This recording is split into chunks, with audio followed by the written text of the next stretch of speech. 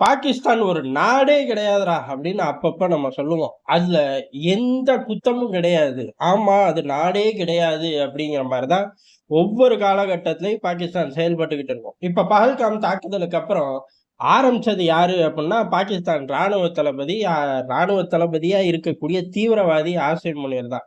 ஆனா, பஹல்காம் தாக்குதலுக்கு அப்புறம் ஒரு யுத்தத்த அதாவது பாகிஸ்தான் ராணுவம் ஒரு யுத்தத்த மேற்கொண்டே ஆகணும். அவனுங்க தான் ஃபர்ஸ்ட் தாக்குதல். அப்ப அவர்களுக்கு திட்டமிடலுக்கு ஏகப்பட்ட நாட்கள், நேரங்கள் எல்லாமே இருக்கும். பிளான் ஏல இருந்து இசட் வரையும் போட்டு டேபிள்ல வச்சிருப்பாய்ங்க. ஆனா, பகல்காம் தாக்குதலுக்கு அப்புறம் ஆசிம் முன்னர் ஆளே காணோம். அட்ரஸே இல்ல. டேய் தயவு செஞ்சு வாடா, வந்ததே இல்லையே. என்ன திட்டு திட்டு. பாகிஸ்தானுக்குள்ளயும் ஓட்டுறாய்ங்க, பாகிஸ்தானுக்கு வெளியிலயும் ஓட்டுறாய்ங்க. இந்தியா திட்டுறோம், அசரவே இல்ல. ஆனா, யுத்த நிறுத்தம் அப்படிலாம் அறிவிச்சு, மத்த வேலைகளை எல்லாம் பார்க்க ஆரம்பிச்சதுக்கு அப்புறம் தான், தளபதி அப்படிங்கிறவரு ஆசிம் முனீர் ராணுவ தளபதி அப்படிங்கிற அந்தஸ்துல உள்ள திரு பாகிஸ்தானை பொறுத்தவரை ராணுவ தளபதி, இந்தியர்களை பொறுத்தவரை தீவிரவாதி. வெளியில வந்தாச்சு. ஆனா பொதுவாவே இந்த ஜக்லர், கிக்லர் அப்படின்னு பேசும்போதெல்லாம் ஷவாப் ஷெரீப் கீழ உட்காந்துட்டு இருந்தான். இவன் மேல உட்கார்ந்து ஆத்துன்னு ஆத்தி தான் இந்த கலவரத்த உண்டு பண்ணான். ஆனா இப்ப என்னடா அப்படின்னா, ஷவாப் ஷெரீப் போய் ராணுவத்துக்கிட்ட பேசுறான். இவன் பக்கத்துல நிக்கிறான். என்னடா உல்டாவா பண்ணிக்கிட்டு இருக்கீங்க அப்படின்னா, உல்டா மட்டும் தானே இங்க வேலை. சரி ராணுவத்துல போய் என்ன பேச?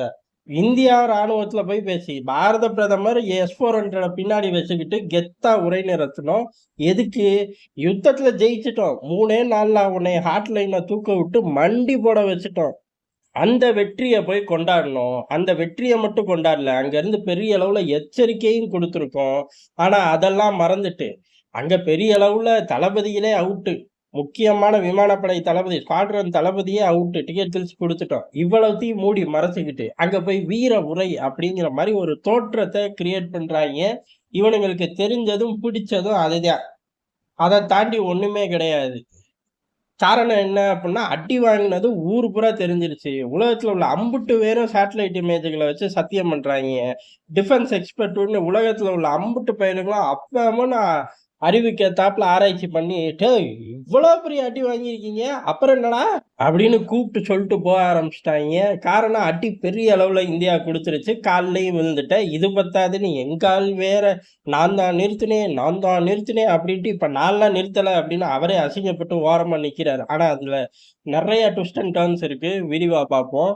இப்ப பாகிஸ்தானுக்குள்ளேயே ரவுண்ட் அடிப்போம். அந்த லட்சணத்துல ராணுவமும், ராணுவ தளபதியும் இருக்கையில, அந்த ராணுவத்துக்கிட்ட போய் பேசி நீ என்னத்த கிழிக்க போற? அதிபர் ஷி ஜின்பிங் மாரி ஒரு அறிக்கை விட்டு போயிருக்கலாம்ல. மாசம் மாசம் தவறாம அறிக்கை வருது. என்ன?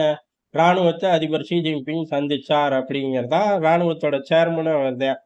யுத்தத்துக்கு தயாரா இருக்க சொல்லிட்டார் அப்படின்னு சொல்லி மாசம் தவறாம அறிக்கை வருது. எப்படி 1ஆம் தேதி வருமோ, அதே போல வருது.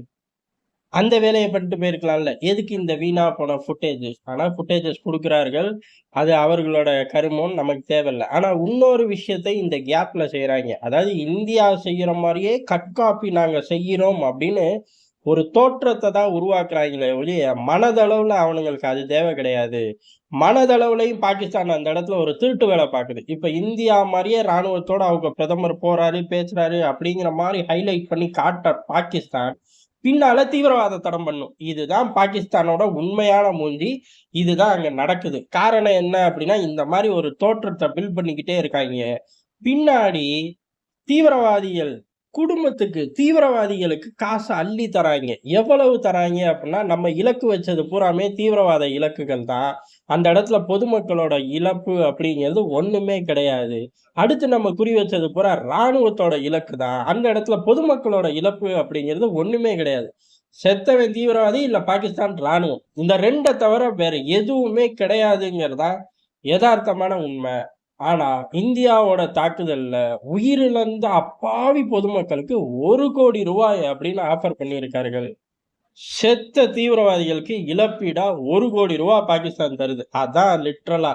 ஆனா, அத மூடி மறைக்கிறதுக்கு தான் இந்த போட்டோ ஷூட் இந்த மாரி அறிக்கைகள்லாம் விடுறாய்ங்களே ஒழிய, பின்னால ஏன் அப்டின்னா, பிரதமர காப்பி அடிச்சு பாகிஸ்தான்ல இந்த நடவடிக்கையை செய்யறக்கு முன்கூட்டியே அவர்கள் ₹1,00,00,000 ஆஃபர் பண்ணிட்டார்கள். அறிவிச்சுட்டு போயிட்டார்கள். எப்ப இந்த 1,00,00,000 அறிவிக்கிறார்கள் அப்புட்லாம், மசூத் அசாதோட குடும்பமே 14 பேர் செத்து போயிட்டாங்கன்னு அவனே அறிவிச்சிருக்கான். அப்ப அவனுக்கும் தருவீங்களாடா? அப்படின்னா, அவங்களுக்கும் தருவோம். அவங்களும் பொதுமக்கள் தான் அப்படின்ட்டாய்ங்க. ஆனா உண்மை அது கிடையாது. அங்க செத்து போனதே அவனா கூட இருக்கலாம். நாளடைவுல விஷயம் வரும். இல்ல லிட்டில் ஒரு ஒரு சில வினாடிகள் முன்னாடி நாய் தப்பிச்சு போயிருச்சு அப்படிங்கிற தகவல்களும் வருது. மொத்தமா வெளில வரும்போது விரிவா நம்ம பார்ப்போம். ஆனா அந்த தீவிரவாத கும்பலுக்கு ரூ. 1,00,00,000 ஏறக்குறைய நம்ம 100க்கும் மேற்பட்ட தீவிரவாதிகள அழிச்சிருக்கோம். அப்ப எவ்வளவு தரான்? அப்படிங்கிறத ஐஎம்எஃப் தான் பார்க்கணும். காரணம் அவன் போட்ட பிச்சைல இருந்து தான் இவன் எடுத்து தரப்போறான். இத தாண்டி ஒண்ணும் இருக்காது. அப்படி இல்ல அப்படின்னா சீனா கிட்ட இருந்து பிச்சை வாங்கி தரப்போறான். தீவிரவாதத்தோட ஆணி வேரையே பிடுங்கி எறிஞ்சுட்டோம் அப்படின்னு இந்தியா சொல்றது இந்த இடத்துல நிரூபணம் ஆயிரும். ஏன்னா இதுக்கு முன்னாடி சம்பவங்கள்ல ரூ. 1,00,00,000 ஆஃபர் பண்ணது கிடையாது. இப்போ ரூ. 1,00,00,000 ஆஃபர் பண்ண வேண்டிய தேவை எங்க இருந்து வருது அப்படின்னா, பாகிஸ்தான் 0ல இருந்து தீவிரவாதத்த கட்டமைக்கணும். ஒரு பயம் எட்டி பார்க்க மாட்டான். எட்டி பார்க்கறக்கு போகக்கூடிய ஆட்கள கூட்டிட்டு வர்றதுக்கு ஆள் வேணும்னா, தயாரிக்க ஆள் வேணும்ல. ஒருத்தனுமே இல்லையே! அந்த நிலைமைய உருவாக்குனனால தான் ரூ. 1,00,00,000 வரையும் ஆஃபர் பண்றார்கள். அத வெளிப்படையா ஐஎம்எஃப்ல இருந்து சொரண்டி குடுக்கறக்காக, இறந்தவர்கள் அப்படின்னு ரூ. 1,00,00,000 ஆஃபர் பண்ணிட்டாங்க. வருங்காலங்கள்ல ஐஎம்எஃப் பில்லு பார்க்கும்போது, அந்த இடத்துல 300, 400 கோடி இருந்துச்சு அப்படின்னா, 300, 400 பேர் இறந்தார்கள், அப்பாவி பொதுமக்கள்னு சொல்லுவான். அதையும் அவன் கேட்டு போவான். காரணம் ஐஎம்எஃப் இருக்கிறதே எதுக்கு? இந்த மாரி வீணா போன நாய்களுக்கு ஃபண்ட் பண்ணி, வெளிப்படையா ஃபண்டிங் பண்ணி, பக்கத்துல உள்ளவனுக்கு இடைஞ்சல் குடுக்க தானே ஒழிய, ஐஎம்எஃப் தூக்கி விட்டதாக வரலாறு இருக்கான்னு கேட்டா, அதுவும் இருக்கு.